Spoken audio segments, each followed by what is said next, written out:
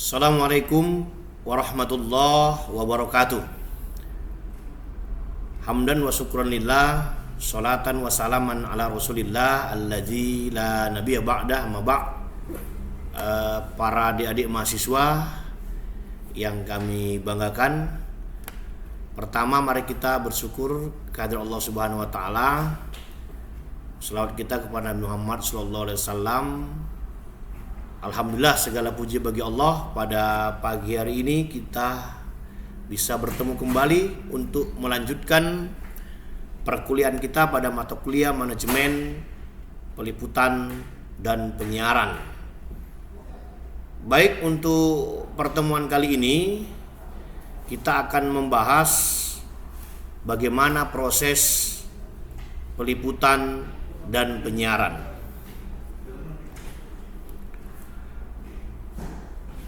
Dalam pertemuan kali ini, saya berharap kepada adik-adik mahasiswa seluruhnya mampu untuk memahami bagaimana proses peliputan dan penyiaran.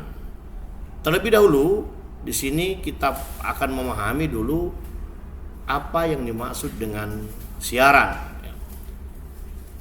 Siaran itu adalah pesan atau rangkaian dalam bentuk suara atau gambar ya, atau juga bisa disebut dengan berbentuk grafis atau karakter yang baik.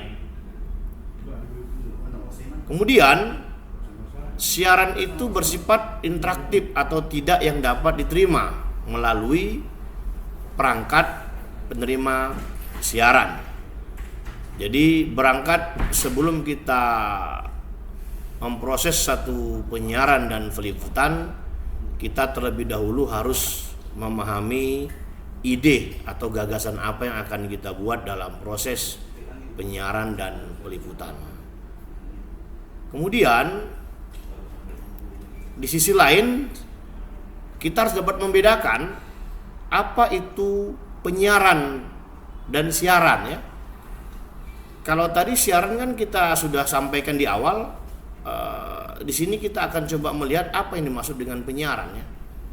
Penyiaran itu kegiatan penyebarluasan sarana pemancar transmisi di darat, laut, atau antariksa dengan menggunakan frekuensi audio melalui udara, kabel, media lain yang dapat diterima oleh pemirsa atau khalayak.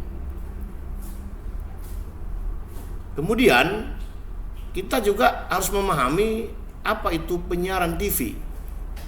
Ini kan kalau kita lihat media hari ini, TV ini kan ya masih banyak lah digunakan oleh para audiens atau para pemirsa masyarakat. Tapi dengan perkembangan neo media hari ini, televisi itu udah mulai tertinggal karena terlalu berkembang pesatnya neo media hari ini.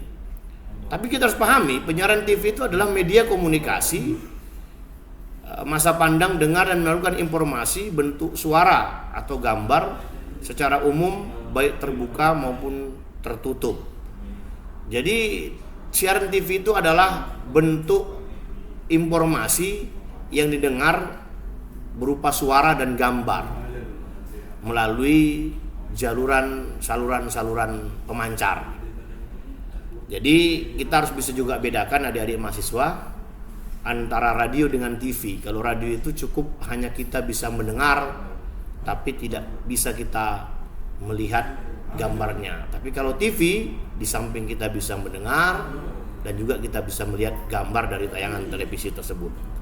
Kemudian, apa konsep manajemen penyiaran? Konsep manajemen penyiaran itu adalah merupakan proses perencanaan, pengorganisasian, kepemimpinan, dan pengendalian suatu kegiatan penyiaran yang dilakukan secara profesional dan proporsional untuk mencapai target sasaran yang telah ditentukan.